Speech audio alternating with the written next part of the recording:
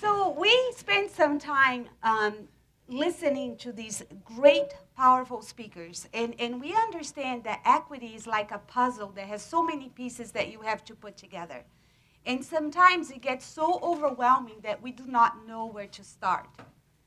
Well, I'm going to show you 7 pieces of the puzzle that I think are powerful for you to take away and be really intentional and deliberate about your next steps, okay? And the way we start is what we want for kids must be what you want for teachers. Let me say this again. What we want for kids must be what we want for teachers. So we must capture their hearts and their minds, because this work cannot be done with just the mind. It has to capture the heart. So I'm going to show you a video, and I show this video every time, because to begin capturing other people's minds and hearts, we need to do that for ourselves. So as we watch this video, I want you to think about, how do we visualize the student that we plan instruction for? How do we see them? So let's watch this video and see these kids.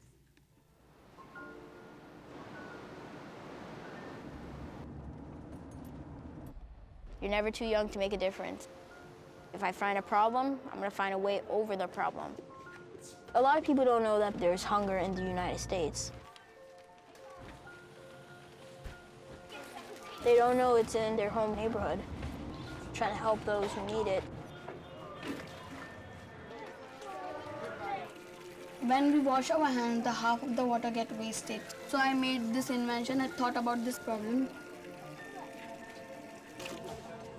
I feel a bit sad because it's not really nice having all this rubbish in the ocean. There's paper, there's bottles. If I could make an invention that would take out all the rubbish in the ocean, I'd make a giant sieve. It's called my daily idea book, and it's coming from my heart and my head. This is where I make my inventions. It's just the prototypes, but someday we actually are gonna make them into real inventions. I'm making a robot. It's gonna have a dustbin next to it with rubbish. My ideal world is where there's no littering, no pollution. If I would be the Prime Minister of India, in one house there should be one tap and water should come from the tap. Stomp out world hunger. If you give food to somebody, it can really show them that they're loved. There needs to be a change. It's definitely possible. If you just try, yeah. So what did you see in this video? What image of kids did you see in this video? Just call out. What? Leaders, what else? Innovators, what else? Hope, passion, what else? Nancy, come on, what else? Problem finders. Empathy. They believe they can have an impact in their reality. They believe they can make a difference. So it is very critical that we ask ourselves, what are we envisioning for the kids that we plan? Do we believe that they are capable of these things? Because if we are, we cannot start in 5th grade or in 9th grade. If we are, we have to start looking at them as having this potential from day one, okay? And we are not naive enough. We know that this is not easy work. But behind this, we need to really start questioning how we view kids and the power relationships that we have with kids, okay? This really begins to challenge our beliefs. So number 1, capture their hearts and their minds. Number 2, if this is what you want, you need to remember that you teach these precious human beings, and they have to come before subjects. Kids before subjects. So I always hear Jeff Duncan talk about his mom and how she used to push him into answering if you see life as half full or half empty. And we know that we are all both. But when we are talking about these precious commodities that we have in front of us, If we do not approach them as half full, we're not going to fulfill their potential to have better outcomes. Now, we still need to understand the half empty to better serve them. We heard Jeff talk about Maslow, okay? We heard Pedro talk about the importance of getting to understand your kids, what they love, what they're interested in, what their challenges are. So Maslow has to be in everything that you do. But we have to remember that Maslow is not linear, okay?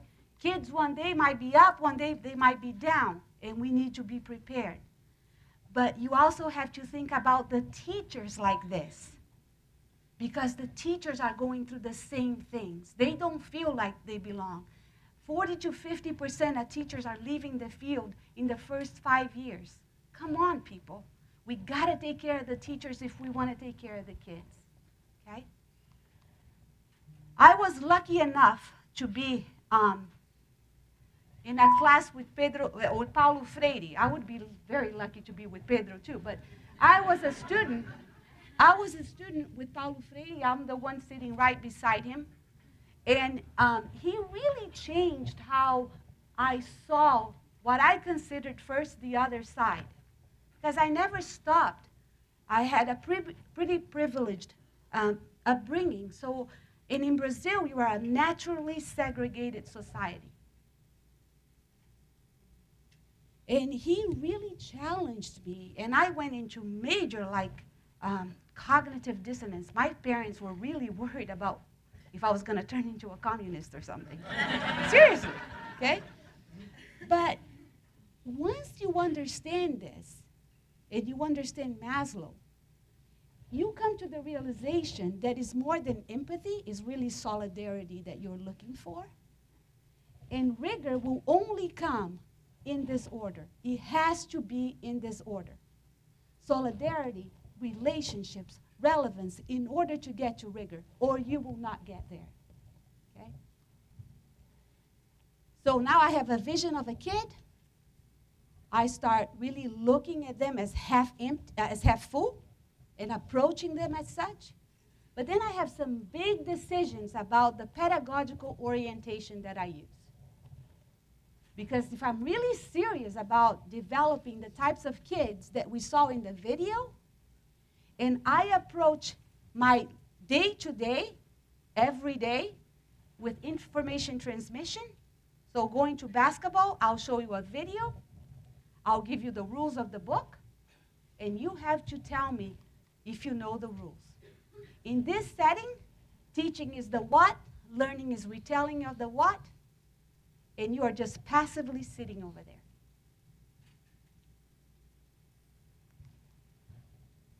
A more constructivist approach, discovery.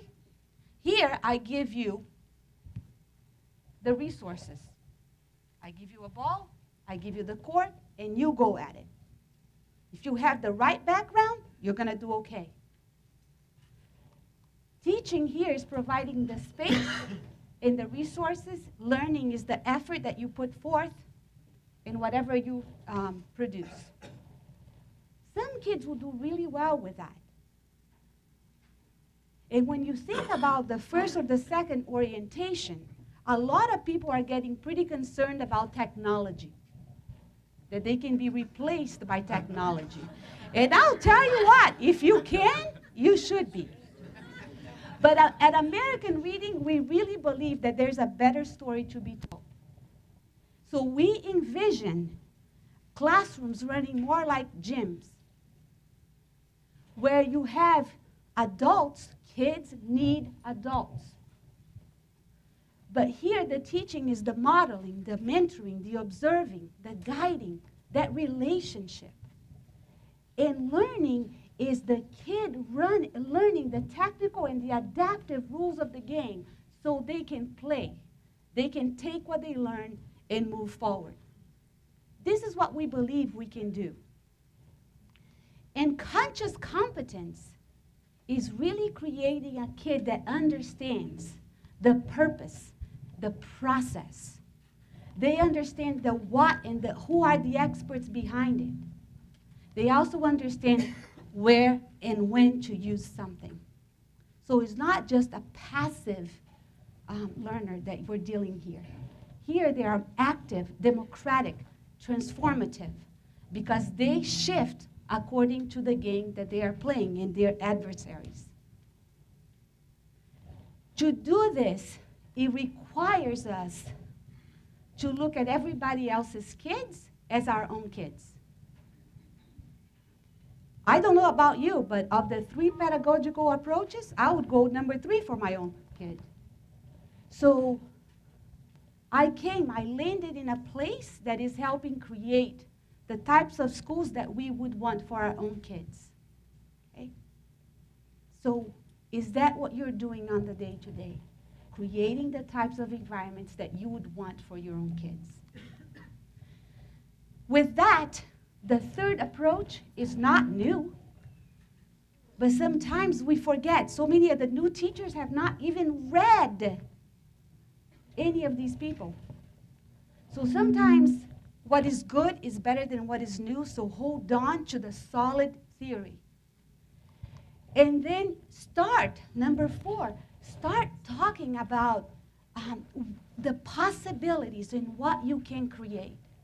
So number 4 here is when you start engaging in these types of questions, people begin disrupting their current beliefs, like Pedro said, in order to see a different future. Okay? And the third bullet over here, what work is worth doing? Why? Every kid should have the right, and every teacher should have the right to answer and to ask, why do I need to do this? Okay? If vision must live in practice, we need to understand the shifts that will be necessary for us to create this kind of environment for every kid. So the role of the student is going to change. And right now, guys, we do this very well.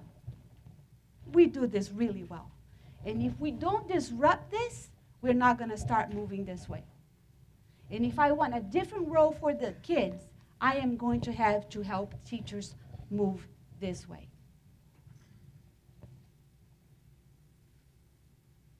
And I want to call attention to the technology used, because I'll be honest, I have been visiting a lot of places across the country, and I'm seeing a lot of really shiny devices in kids' hands.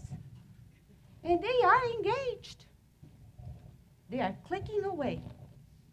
They are not learning necessarily. So here what I'll tell you is make sure that you hold on to the old ideas that are good ideas, and attach yourself to the people that know how to use the new tools in a meaningful way. Because technology must be necessary.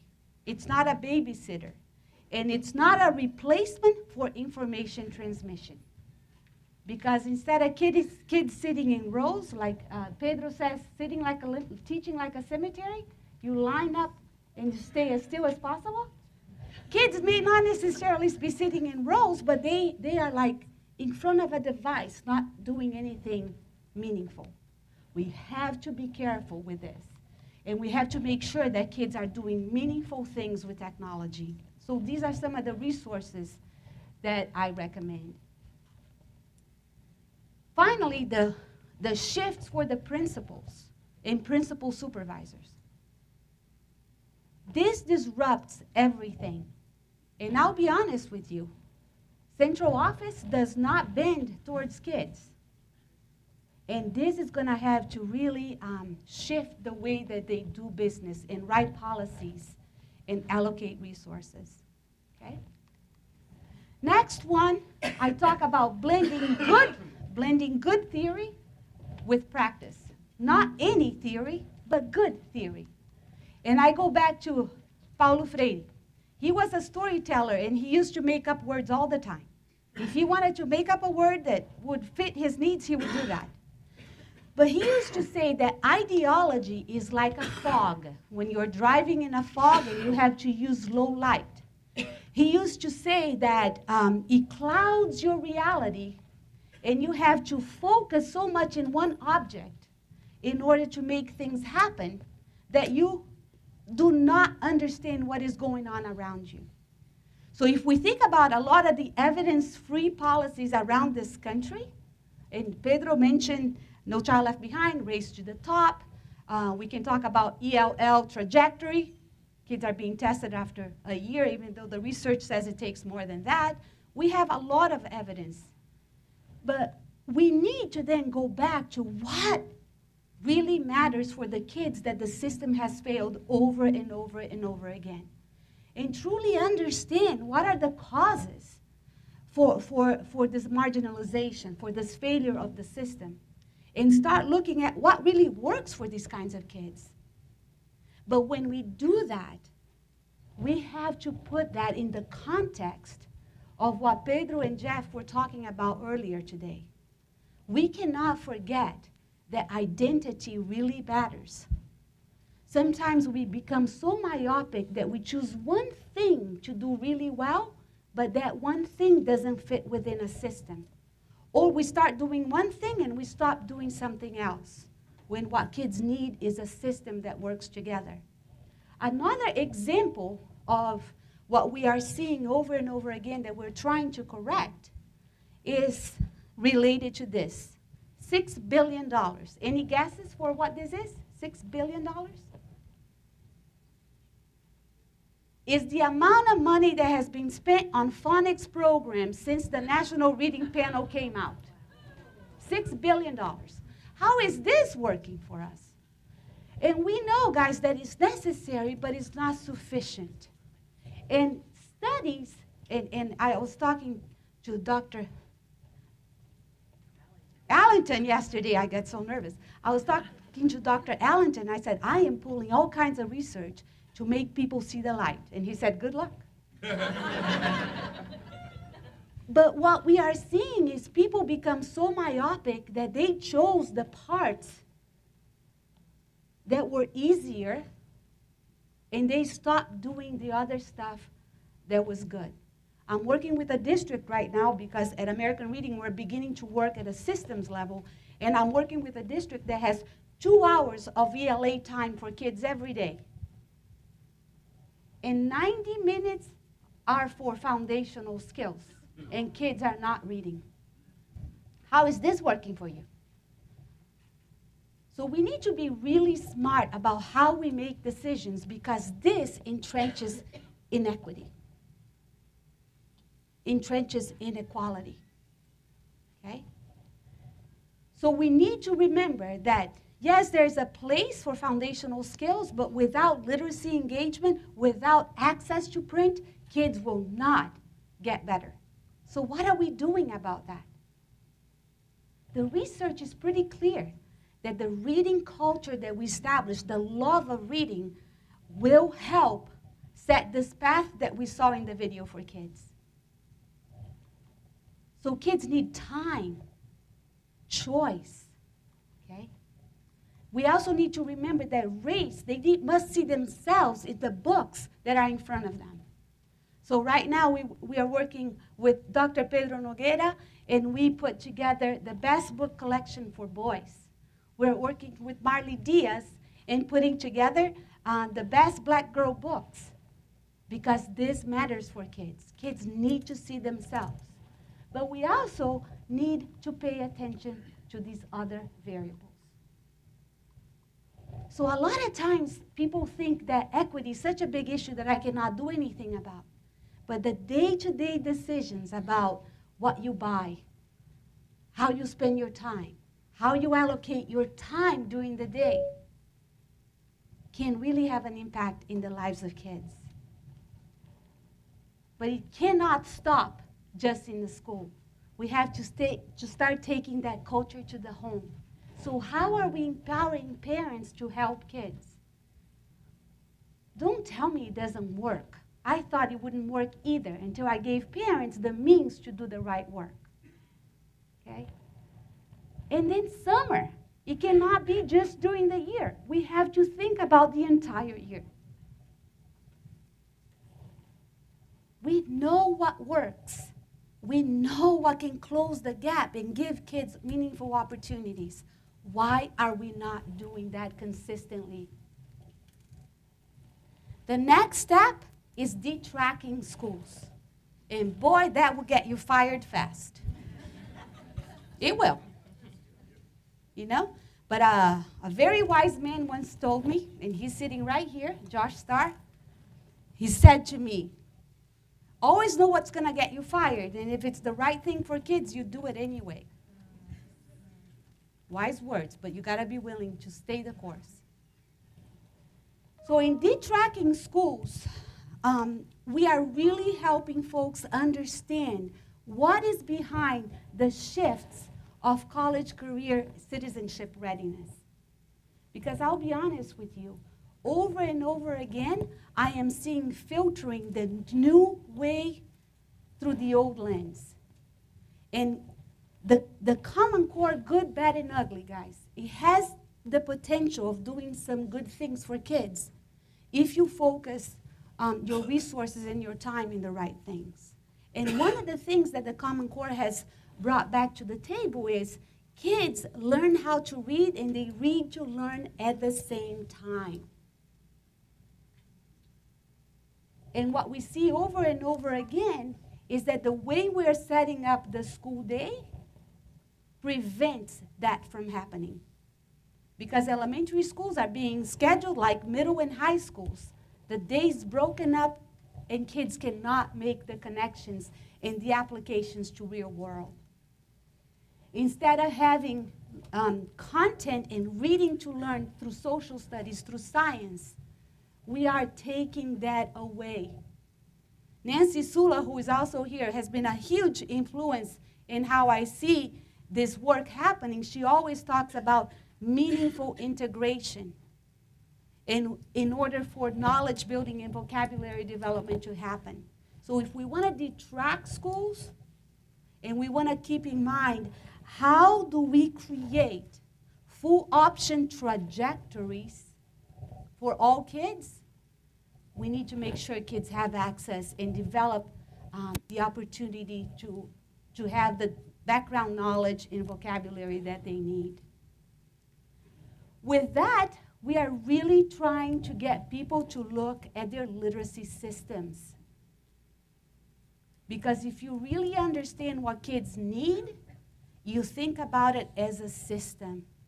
And throughout the country, when we are visiting and doing some audits, what we are finding is people have bought a bunch of this, a bunch of this, a bunch of this. They have all the components, but the components don't go together. The poor kids are the ones that need to connect the dots. The poor teachers cannot even know how to plan because there is not a cohesive system. So we have to make sure that we understand systems thinking and we connect the dots for adults and for kids if we want to see different outcomes. In addition to that, we have to connect to their world. Remember what we saw in the video. Kids had a belief that they could have an impact in their reality. We do this by helping teachers really get to know their students. So going back to the basketball analogy, we want kids and teachers to know exactly where they are and where they need to go next. No secrets, just plain language. We want teachers to have the capacity of coaching kids along. We want teachers and kids to know exactly how they need to work on the specific skills that they are missing. So if it is dribbling, dunking, or shooting, did I get this right? I have to find another sport that I know immediately, but anyway. But if I know what you need to work on, I'll get you to practice that. But if I want you to play basketball really well, I cannot just make you practice these sub-skills. You must be able to apply and play the game. So each teacher, when you close the door, you have an incredible amount of power to close the equity gap that we have, the achievement, the outcome gap, if you make the right decisions. As a principal, you need to push for the right decisions in your building. bottom line is what we want for kids, we want for teachers. And if we do not create learning systems where teachers and kids really engage in inquiry, and teachers and kids become researchers of their own classrooms. Ethnographers, is that the word you use, Jeff? Ethnographers? Yeah, that's good. It's close enough. So we have to build space for deep investigations. What we want for kids is what we want for teachers, or this is not going to work. So I'll leave you with these 7 pieces of the puzzle. They are not the only pieces, but they are critical pieces that if we don't move on them, we will have a shaky foundation. Remember that you can have an impact with the decisions that you make.